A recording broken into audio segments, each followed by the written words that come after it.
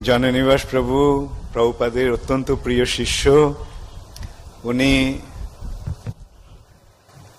মায়াপুরে শ্রী শ্রী রাধা মাধবের সেবায় এত নিষ্ঠা সহকারে যুক্ত যে তিনি যেই সময় থেকে ভারতবর্ষে এসে যোগদান করেন মায়াপুরে সেই সময় থেকে তিনি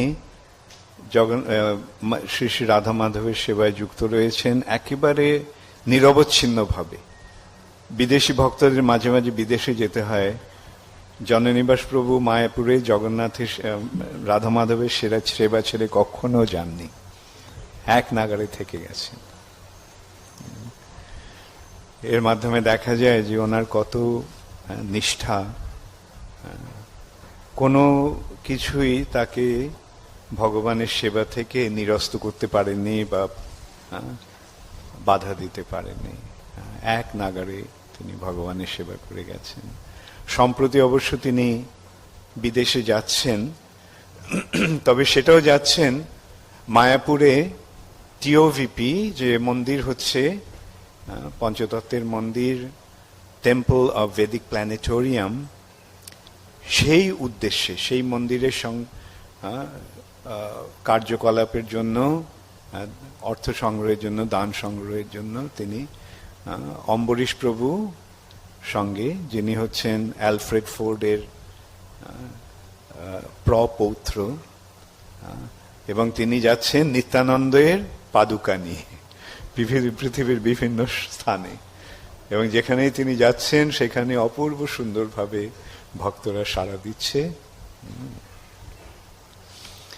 আর আজকে আমি এই নামহট্ট মেলায় আপনাদের সঙ্গে যোগ দিতে পেরে অত্যন্ত আনন্দ অনুভব করছি। এই নামহট্ট ছিল ভক্তি বিনোদ ঠাকুর এই নামহট্টের নির্দেশ দিয়ে গেছেন, আর সেই নির্দেশ অনুসারে ছিল জয়পতাকা মহারাজ এই পশ্চিমবঙ্গে নামহট্ট সংগঠন করেছেন অত্যন্ত সুন্দরভাবে। কেননা যখন বাড়তে থাকে তখন তার একটা সংগঠনের প্রয়োজন হয়। সংগঠন না থাকলে সেই সংস্থাটা যথাযথভাবে কার্যকরী হতে পারে না। আজকে এই যে সংগঠন, সেই সংগঠনটা কিরকম? এই সংগঠনটা একটা পিরামিডের মতো, অনেককে নিয়ে ছোট ছোট দল, সেই দলগুলিকে নিয়ে আরেকটা দল, তাদের উপরে তার নেতৃত্ব দিচ্ছেন একজন, সেই দলগুলির উপরে আরেকটা দল যার নেতৃত্ব দিচ্ছেন আরেকজন। এইভাবে এই সংগঠনটা এসে চরমে কে আছে? শীর্ষে রয়েছেন শিল প্রভুপাদ এই সংগঠনের, এবং তিনি এই যে সমস্ত ভক্তির যে নিবেদন, সেগুলি তিনি সকলের হয়ে শ্রী কৃষ্ণের কাছে, রাধা মাধবের কাছে নিবেদন করছেন। জননিবাস প্রভু এক মুসলমান ভক্তের কাহিনী বলেছিলেন। তিনি যখন বলছিলেন তখন আমার একজন মুসলমান ভক্তের কথা মনে পড়ল। জগন্নাথ পুরীতে এরকম অনেক মুসলমান জগন্নাথের ভক্ত, তাদের মধ্যে একজন মুসলমান ভক্ত একটা সুন্দর পদ রচনা করেছেন জগন্নাথের জন্য। আমি জানি না আমি পুরোটা আমি মনে করতে পারবো কিনা, তবে যতটুকু আমি মনে করতে পারবো ততটুকু আমি গাইবার চেষ্টা করব। আমি একাই গাইব। ইয়েটা দিও, সি শার্পটা দাও দেখি।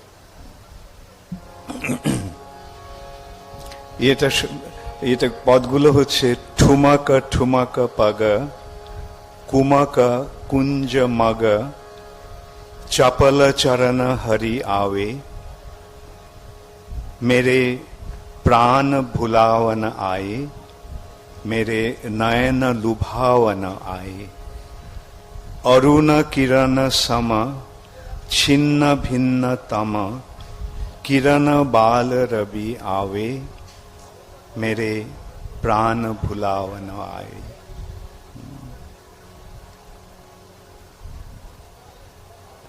যাই হোক, এই দুটো লাইন আমার, দুটো পদ আমার এখন মনে পড়ছে। 4টে পদ আছে, যাই হোক। ঠুমাকা ঠুমাকা পাগা কুমাকা কুঞ্জ মাগা চাপাল চরণা হরিয়াবে হো চাপল চরণ হরিয়াবে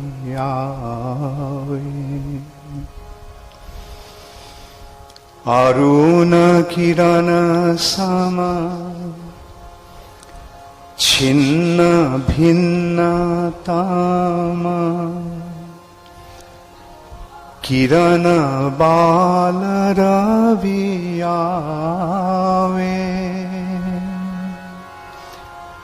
হো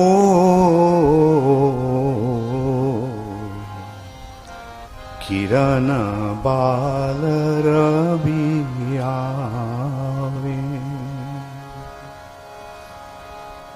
मेरे प्राण भुलावन आवे मेरे नयन लुभावन आवे।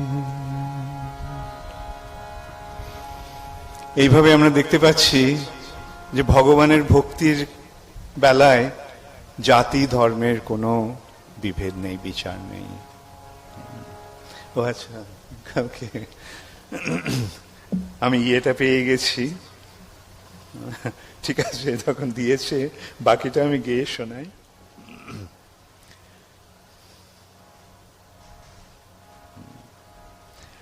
আমল কমল কর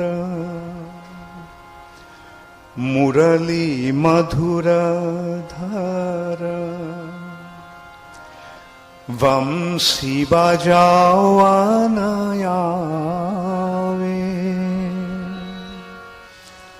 হো বংশী বাজাওয়ানা आवे मेरे प्राण भुलावन आवे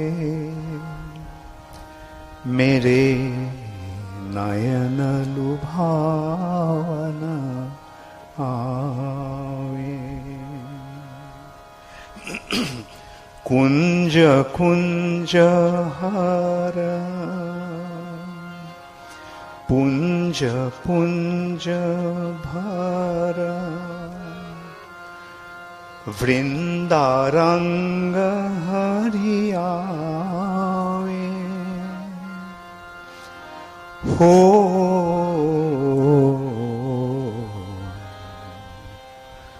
वृंदारंग हरियावे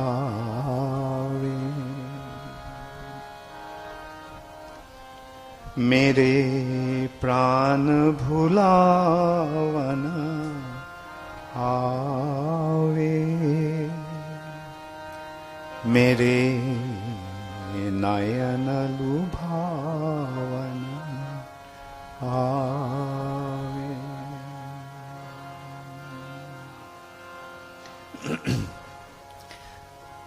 হ্যাঁ, ভগবানের ভক্তির বেলায় কোনো জাতি ধর্মের বিচার নেই, সকলেই ভগবানের বিভিন্ন অংশ। তাই ভগবান হচ্ছেন পরম পিতা। এমন নয় যে ভগবান কেবল হিন্দুদের পিতা অথবা মুসলমানদের পিতা নন, বা না, ভগবান সকলেরই পিতা। এমনকি পশু পাখি গাছপালা সকলেরই পরম পিতা হচ্ছেন ভগবান। ভগবান হচ্ছেন পরম উৎস, আর আমরা সকলে তার কাছ থেকে এসেছি, আমরা সকলেই সেই সূত্রে তার অংশ। পুত্র যেমন পিতার অংশ, ঠিক তেমনি আমরা সকলে ভগবানের অংশ। অতএব সেই সূত্রে আমাদের সকলেরই ভগবানের সঙ্গে একটা প্রীতির সম্পর্ক রয়েছে। আমরা যেহেতু ভগবানকে ভুলে গেছি, যেহেতু আমরা ভগবান থেকে বিচ্ছিন্ন হয়ে গেছি, তাই আমরা চিৎ জগৎ থেকে, যেই জগতে ভগবান বিরাজ করেন, সেই জগৎ থেকে বঞ্চিত হয়ে আমরা এই জগতে পতিত হয়েছি। ইসকনে আমরা দেখতে পাচ্ছি কত বিদেশি যারা অন্য ধর্মাবলম্বী ছিল, তারা সকলে ভগবানের ভক্ত হয়েছে। কিছুক্ষণ আগে আপনারা জননিবাস প্রভু শ্রীমুখ থেকে ভগবানের কথা শুনলেন। তিনি খ্রিস্ট ধর্মের থেকে এসেছেন। এরকম অনেকে আছে যারা খ্রিস্ট ধর্ম থেকে, ইহুদি ধর্ম থেকে, মুসলমান ধর্ম থেকে এসেছে। হ্যাঁ, অনেক ভক্ত আছে যারা মুসলমান ছিল। আমাদের এরকম একজন আরবের একজন মুসলমান ভক্ত, সে আরবি ভাষায় সে ভগবদ গীতার অনুবাদ করেছেন। এবং ভগবানও, শিল প্রভুপাদও এত উদার, সে যখন জিজ্ঞাসা করেছিল প্রভুপাদকে যে ভগবদ গীতায় বলছে না ভগবান শ্রী ভগবান উবাচ, তো আরবিতে তার অনুবাদটা কিভাবে করব? শিল প্রভুপাদ বলেছিলেন আল্লাহ উবাচ। এই ভগবদ গীতার বাণী যে, সেটা আল্লাহরও বাণী। আল্লাহ আর ভগবান কোনো ভেদ নেই। জিহোভা, গড, এর মধ্যে ভগবানের, এরা সকলকে ভগবানকে ইঙ্গিত করছে। পরম, পরম শব্দটার অর্থ কি? পরম শব্দের অর্থ হচ্ছে যে যার সমসাময়িক কেউ, সমকক্ষ কেউ নয় এবং যার ঊর্ধ্বে কেউ নেই। অসম ঊর্ধ্ব, সেই অসম ঊর্ধ্ব যে পরম, সে কি এক না অনেক? তাহলে আমরা যদি সত্যি সত্যি সেই পরম ঈশ্বরের ভজনা করি, তাহলে কি তিনি এক না অনেক? অবশ্যই তিনি এক। এবং বেদেও সেই ভগবানের পরিচয় দিয়ে বলা হচ্ছে একম এব অদ্বিতীয় পরম পুরুষ। তিনি এক এবং অদ্বিতীয়, তার কোনো দ্বিতীয় নেই। সেই পরম পুরুষ, সেই পরম পুরুষ হচ্ছে শ্রীকৃষ্ণ। বেদে ভগবানের বিস্তৃত বর্ণনা রয়েছে। যেই সূত্রে প্রভুপাদ বলতেন যে তোমরা যদি ভগবানকে জানতে চাও তাহলে তোমরা আমার কাছে আসতে পারো, আমি তোমাদের বলতে পারি ভগবানের রূপটা কেমন, ভগবানের নাম কি, ভগবান কি করেন, ভগবান কোথায় থাকেন ইত্যাদি সমস্ত ভগবান সম্বন্ধীয় সমস্ত তথ্য আমরা তোমাকে দিতে পারি। দুর্ভাগ্যবশত অন্যান্য ধর্মগুলিতে ভগবান সম্বন্ধে এত বিস্তৃতভাবে বর্ণনা নেই। তাই অনেক ধর্মে ভগবানের নিরাকার রূপটি নিয়ে, মানে নিরাকার রূপ নয়, নিরাকার যে শক্তি, সেই শক্তিটি নিয়ে তারা ইয়ে করেছে। ভগবানের দেহ নির্গত যে রশ্মিচ্ছটা, সেটা তারা স্বীকার করছেন। কিন্তু সেই যে ব্রহ্মজ্যোতি বা সেই যে চিন্ময় রশ্মিচ্ছটা, তার পেছনে যে সেই রশ্মির উৎস, ব্রহ্মের উৎস যে পরম ব্রহ্ম, সেই সম্বন্ধে তাদের কোনো জানা নেই। সেখানেই মুশকিল হয়ে যায়। তাই জন্য তাদের বিচারে দাঁড়িয়ে যায় না তিনি, হ্যাঁ, এই যে পরম, যে তিনি নিরাকার। কিন্তু হ্যাঁ, নিরাকারের একটা দিক রয়েছে। ভগবানের দেহ নির্গত, দেহ থেকে যে জ্যোতি বেরোচ্ছে সেটা নিরাকার, কিন্তু স্বয়ং ভগবান হচ্ছেন সবিশেষ সাকার। এই সম্বন্ধে আমাদের শাস্ত্রে শ্রীমদ্ ভাগবতে বলা হচ্ছে যে ব্রহ্মেতি পরমাত্মেতি ভগবান ইতি শব্দতে। বদন্তি তত্ত্ববিদস্তত্ত্বং, যারা তত্ত্ব জ্ঞান সমন্বিত, যাদের তত্ত্ব জ্ঞান আছে, বদন্তি তারা কি বলেন? বদন্তি তত্ত্ববিদস্তত্ত্বং, সেই তত্ত্ব সম্বন্ধে তারা কি বলেন? যে জ্ঞানটি অদ্বয়ম, এটি অদ্বয় জ্ঞান, এর কোনো দ্বিতীয় নেই। হ্যাঁ, এটি একই তত্ত্ব। ব্রহ্মেতি পরমাত্মেতি ভগবান ইতি শব্দতে, তারা ব্রহ্ম, পরমাত্মা এবং ভগবান এই সংজ্ঞায় সেই পরম তত্ত্বকে ইঙ্গিত করে। ব্রহ্মেতি পরমাত্মেতি ভগবান ইতি শব্দতে। আমাদের শাস্ত্রে তারও আরো বিশ্লেষণ হচ্ছে। কেন? কিরকম? যখন আমরা জ্ঞানের মাধ্যমে যখন আমরা তাকে জানতে চাইছি, তখন আমরা ব্রহ্মজ্যোতি রূপে তাকে দর্শন করছি। যোগের মাধ্যমে যখন অন্তরের অন্তঃস্থলে আমরা তাকে দর্শন করছি, তখন আমরা তাকে পরমাত্মা রূপে দর্শন করছি।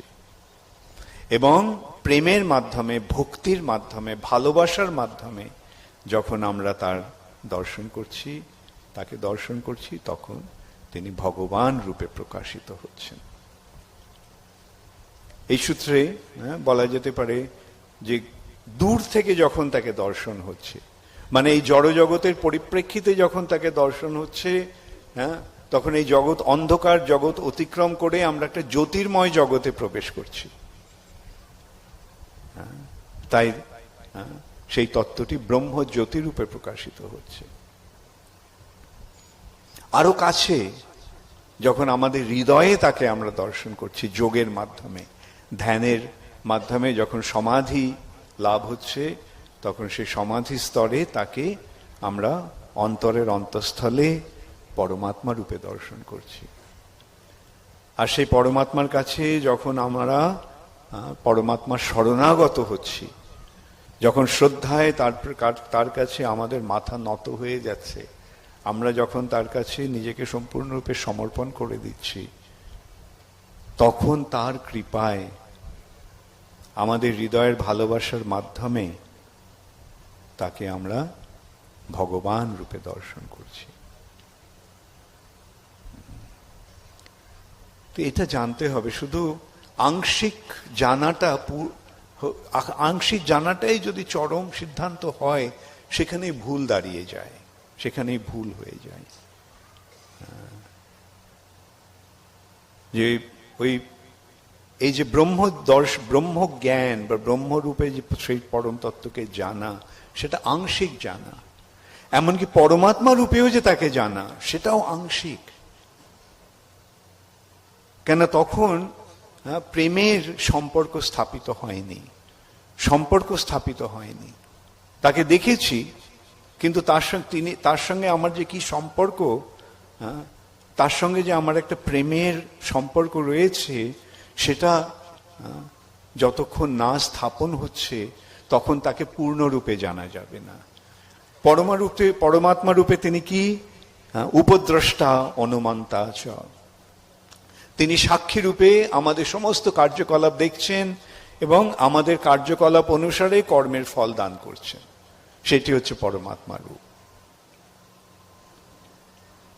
কিন্তু যখন তার প্রতি শরণাগত হয়ে আমরা যখন তার কাছে নিজেকে সমর্পণ করছি, যেই সূত্রে ভগবদ গীতায় ভগবান বলছেন, সর্বধর্মান পরিত্যাজ্য মাম একম শরণং ব্রজ, আমার শরণাগত হও, আমার শরণ নাও। তখন তিনি তার স্বরূপটিকে প্রকাশ করছেন। আমাদের ভক্তির প্রতিদান স্বরূপ তিনি কেবল তার নিজের রূপটিকেই প্রকাশ করছেন না, তিনি আমাদের তার নিবিড় আলিঙ্গনে তিনি আমাদের গ্রহণ করছেন। তাই তারপরেই ভগবান গীতায় বলছেন, অহং ত্বাং সর্ব পাপেভ্য মোক্ষয়িষ্যামি মা শুচঃ। মোক্ষয়িষ্যামি মানে এই জড়জগতে দুঃখ দুর্দশার পরিস্থিতি থেকে আমি তোমাদের সমস্ত মুক্ত করে দেব। সে সম্বন্ধে কোনো চিন্তা করো না। কেননা এই ভক্তির ফলে, শরণাগত হওয়ার ফলে, আমার প্রতি ভক্তি পরায়ণ হওয়ার ফলে তোমাদের যে লাভ হবে সেটা তোমরা কল্পনাও করতে পারো না। এটি হচ্ছে ভগবানের নির্দেশ। আর এই শরণাগতির পন্থা শিক্ষা দেওয়ার জন্য পরমেশ্বর ভগবান শ্রীকৃষ্ণ এসেছেন শ্রীকৃষ্ণ চৈতন্য মহাপ্রভু রূপে। ভগবদ গীতায় ভগবান বলছেন, আমার শরণ গ্রহণ করো, মাম একম শরণং ব্রজ। আর সেই চৈতন্য মহাপ্রভু এসেছেন কিভাবে ভগবানের শরণাগত হতে হয় সেই শিক্ষা দেওয়ার জন্য। শ্রীকৃষ্ণ চৈতন্য প্রভু জীবে দয়া করি, সপার্ষদ স্বীয় ধাম সহ অবতরী, অত্যন্ত দুর্লভ প্রেম করিবারে দান, শিখায় শরণাগতি ভকতেরও প্রাণ। শ্রীকৃষ্ণ চৈতন্য মহাপ্রভু এসেছেন আমাদেরকে শরণাগতির শিক্ষা দান করার জন্য। অত্যন্ত দুর্লভ যে কৃষ্ণ প্রেম, সেই কৃষ্ণ প্রেম লাভের উপায় হচ্ছে শরণাগতি। অত্যন্ত দুর্লভ প্রেম করিবারে দান, এই অত্যন্ত দুর্লভ যে কৃষ্ণ প্রেম, সেই কৃষ্ণ প্রেম দান করার জন্য শিখায় শরণাগতি। তিনি শরণাগতির শিক্ষা দিচ্ছেন, কিভাবে ভগবানের শরণাগত হতে হয় সেই শিক্ষা দিচ্ছেন। এবং এই শরণাগতির প্রভাবে, এই শরণাগতির ফলে আমরা ভগবানের প্রতি ভক্তিপরায়ণ হতে পারবো। এই শরণাগতির ফলে আমরা ভগবত প্রেম লাভ করতে পারব। এই শরণাগতির শিক্ষা কিভাবে দিচ্ছেন? শরণাগতির 6টি অঙ্গ: দৈন্য, আত্মনিবেদন, গোপ্তৃত্বে বরণ, অবশ্য রক্ষিবে কৃষ্ণ বিশ্বাস পালন, ভক্তি অনুকূল মাত্র কার্যেরও স্বীকার, ভক্তি প্রতিকূল ভাব বর্জন অঙ্গীকার। অর্থাৎ দৈন্য, এই যে সব ভগবানের শরণাগত হতে হলে আমাদের অন্তরে দীন ভাব আনতে হবে। আমাদের যদি উদ্ধত ভাব থাকে, আমরা যদি অহংকারে মত্ত হয়ে থাকি, তাহলে ভগবানের শরণাগতি সম্ভব হবে না। অহংকারে মত্ত হইয়া রাধা কৃষ্ণ না ভজিয়া, জানিয়া শুনিয়া বিষ খাইন। অহংকারটা যতক্ষণ আমরা ত্যাগ করব ততক্ষণ আমরা ভগবানের শরণাগত হতে পারবো না। যতক্ষণ পর্যন্ত না অন্তরে দৈন্য ভাব আসছে, যে আমি অতি দীন, আমি অত্যন্ত দুর্বল, আমি অত্যন্ত অসহায়, আমি অত্যন্ত নির্বোধ, তাই আমি তোমার শরণাগত হচ্ছি, কেন এছাড়া তো আমার কোনো গতি নেই। এইভাবে যখন দৈন্য আসবে তখন আত্মনিবেদন হবে, নিজেকে ভগবানের চরণে সমর্পণ হবে। তখন আমরা ভগবানকে আমার একমাত্র প্রভু রূপে বরণ করতে পারবো। গোপ্তৃত্বে বরণ, দৈন্য, আত্মনিবেদন, গোপ্তৃত্বে বরণ। গোপ্তৃত্বে বরণ মানে ভগবানই যে আমার একমাত্র প্রভু, সেইভাবে ভগবানকে গ্রহণ করা, স্বীকার করা। আর তাই সেই সঙ্গে আরেকটা মনোভাব আসছে, অবশ্য রক্ষিবে কৃষ্ণ বিশ্বাস পালন। ভগবান অবশ্যই আমাকে রক্ষা করবেন, অবশ্য রক্ষিবে কৃষ্ণ বিশ্বাস, এই বিশ্বাস, অবশ্য রক্ষিবে কৃষ্ণ বিশ্বাস পালন। তখন ভক্তি অনুকূল মাত্র কার্যেরও স্বীকার। ভক্তির অনুকূল যে সমস্ত কার্যকলাপ, সেই কার্যকলাপগুলি আমরা গ্রহণ করব, স্বীকার করব। এবং ভক্তি প্রতিকূল ভাব, ভক্তির বিরোধী যে সমস্ত কার্যকলাপ, সেই কাজগুলি আমরা বর্জন করব। ভক্তি প্রতিকূল ভাব বর্জন অঙ্গীকার। সরঙ্গ শরণাগতি হইবে যাহার, এই 6টি অঙ্গ সমন্বিত যে শরণাগতি, এই শরণাগতি যে লাভ করতে পারবে, তাহার প্রার্থনা শুনে শ্রী নন্দ কুমার তার প্রার্থনা শোনেন শ্রী নন্দকুমার শ্রীকৃষ্ণ। রূপ সনাতন পদে দন্তে তৃণ করি, ভকতি বিনোদ পরে দুহু পদ ধরি। এইভাবে রূপ সনাতন প্রভুপাদের শ্রীপাদ পদ্মে পতিত হয়ে ভক্তি বিনোদ ঠাকুর প্রার্থনা করছেন। কাঁদিয়া কাঁদিয়া বলে আমি তো অধম, কেঁদে কেঁদে বলছেন যে আমি তো অত্যন্ত অধম।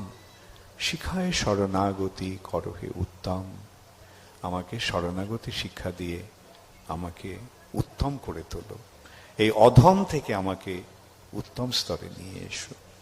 অর্থাৎ এই যে জড়জাগতিক দুঃখ দুর্দশাগ্রস্ত পরিবেশ, সেই পরিবেশ থেকে আমাকে উঠিয়ে এনে তোমার শ্রীপাদ পদ্মে তোমার শ্রীপাদ তোমার ভক্তি লাভ করার সুযোগ দান করো। এইটি হচ্ছে শিল ভক্তি বিনোদ ঠাকুরের শরণাগতির প্রথম পদ, প্রথম গান।